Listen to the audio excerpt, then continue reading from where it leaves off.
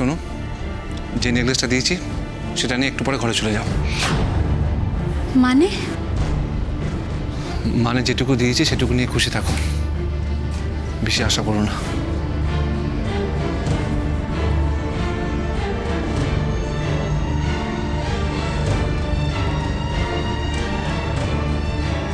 আকাশদা, আমি কারোর থেকে কোনো কিছু এক্সপেক্ট করি না।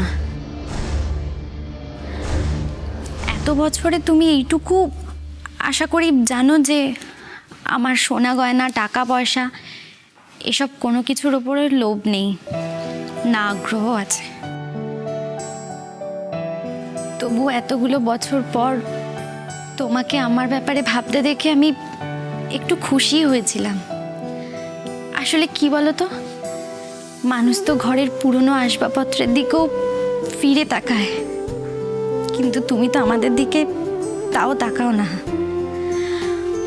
হঠাৎ করে এত কিছু দেখে ভালো লেগেছিল, খুশি হয়েছিলাম ঠিকই, কিন্তু এর পেছনে যে কোনো একটা উদ্দেশ্য ছিল সেটা বুঝতে পেরেছি। কিন্তু কি উদ্দেশ্য ছিল সেটা জানি না আমি। তুমি যে কি চাও সেটাও বুঝতে পারি না। আকাশদা, তুমি আমাকে আজকে একটু ক্লিয়ারলি বলবে যে তুমি কি?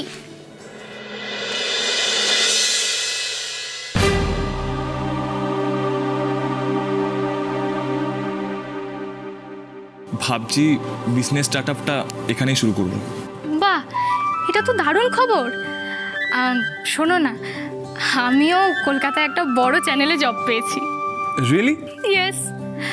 ভাবছি এই আসানসোল থেকে কলকাতায় যাতায়াত করাটা তো ভীষণ ক্লান্তিকর হয়ে যাবে, তাই কলকাতাতেই শিফট করে যাব ভাবছি। আরে এটা তো আরো ভালো ব্যাপার, এবার উইকেন্ডে আমাদের আড্ডা আরো জমে যাবে। আরে দাঁড়াও, আমাকে তো ওখানে থাকার একটা বন্দোবস্ত করতে হবে নাকি? থাকার বন্দোবস্ত নিয়ে চিন্তা করছো? নো চিন্তা, আমি তোমার এখানে কোনো একটা ব্যবস্থা ঠিক করে দেবো। তুমি? একটা বন্ধুর জন্য একটুখানি করতেই পারে, সো কোনো কথা হবে না। হ্যাঁ, বন্ধু? শুধুই বন্ধু? বলো সব থেকে প্রিয় বন্ধু। তুমি বলেছো না আমি তোমার বেস্ট ফ্রেন্ড।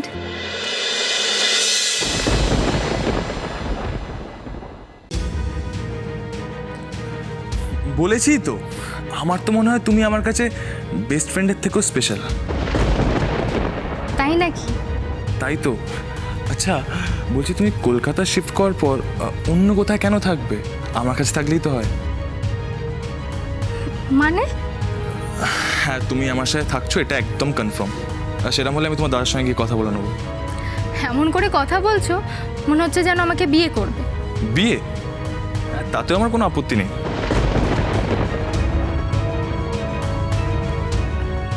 নীল, তুমি না মাঝে মাঝে এমন এমন কথা বলে বসো। তিস্তা, তিস্তা কোথায় গেল? নীল, আর ইউ সিরিয়াস?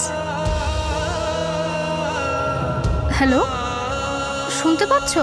হ্যাঁ হ্যাঁ হ্যাঁ, পাচ্ছি। আচ্ছা বলছি, শোনো না, আমি তোমাকে একটু পরে ফোন করছি, ওকে?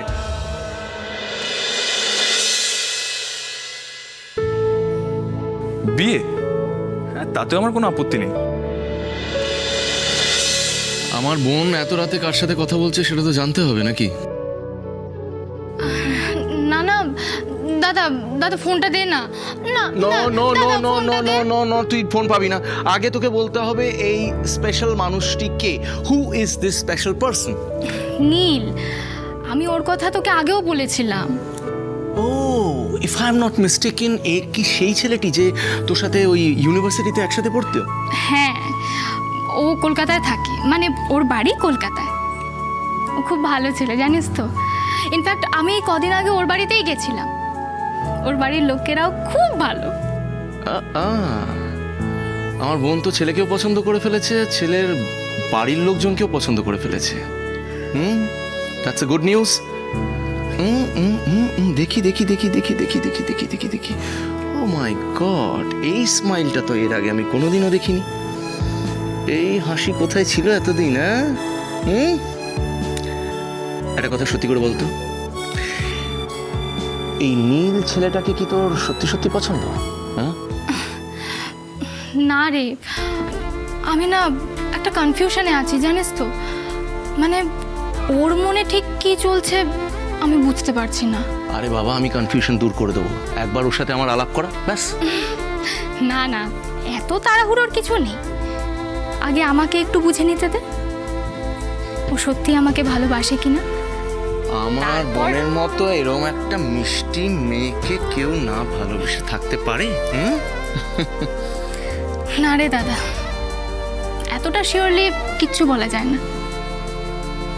তোর মতো মানুষও তো লাখে এক হয়। তবুও কি অনুশ্রী তোর ভালোবাসা বুঝলো?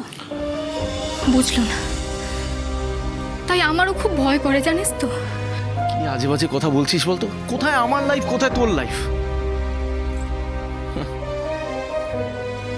আমার কপালে তো ভালোবাসা জিনিসটাই লেখা নেই। শোন, আমি তোর জন্য না সবকিছু করতে পারি, সব কিছু একেবারে জমিন আসমান এক করে দিতে পারি।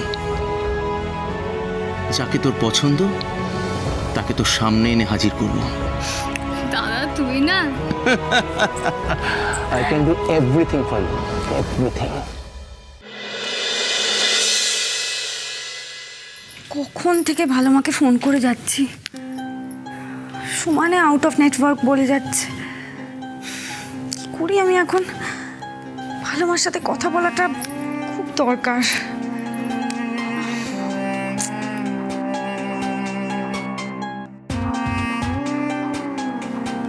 এক মিনিট।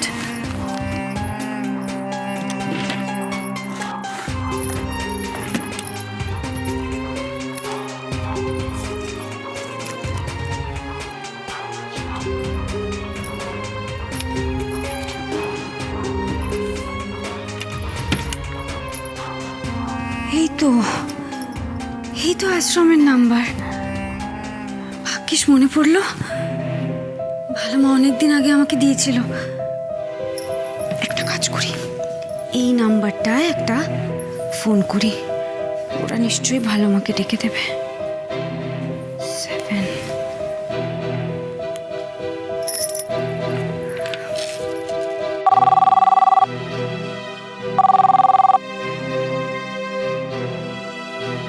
হ্যালো। হ্যালো, সেবাশ্রম তো এটা? হ্যাঁ, ভালো মা, মানে দেবযানী চ্যাটার্জিকে একটু ফোনটা দেবেন। দেবীমা তো এখানে নেই। নেই মানে আসলে আমার ওনার সাথে কথা বলাটা খুব দরকার আর কি। আপনি একটু বলতে পারবেন ভালো মা কোথায় গেছে? আপনার একটু ভুল হচ্ছে, উনি তো এখানে আসেননি, তাই এখান থেকে অন্য কোথাও যাওয়ার কোনো প্রশ্নই উঠছে না। কি বলছেন? ভালো মা ওখানে যায়নি? না না, তাহলে যে কদিন আগে আশ্রম থেকে ভালো মাকে নিয়ে যাবার জন্য গাড়ি পাঠানো হয়েছিল, গুরুদেব অসুস্থ বলে। অসুস্থ? গুরুদেব না তো, গুরুদেব সম্পূর্ণ সুস্থ আছেন এবং এখন উনি বিদেশে আছেন, একটা সভা করতে গেছেন। আর দেবীমার উদ্দেশ্যে তো এখান থেকে কোনো খবর পাঠানো হয়নি। এটা কি করে সম্ভব? আমিও তো বুঝতে পারছি না। আপনারাও জানেন না দেবীমা কোথায় আছেন, আর আমরাও জানি না। তাহলে না না, ঠিক আছে, আমি দেখছি। দেবীমার কোনো খবর পেলে জানাবেন কেমন? খুব চিন্তায় থাকলাম। ঠিক আছে, জানাবো।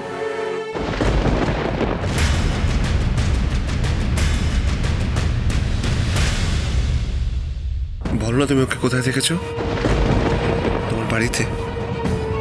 তুমি আরেকটা জায়গায় ওকে দেখেছো বলো? নার্সিং হোমে। বলো না আন্টিটার কি নাম? চুপ কথা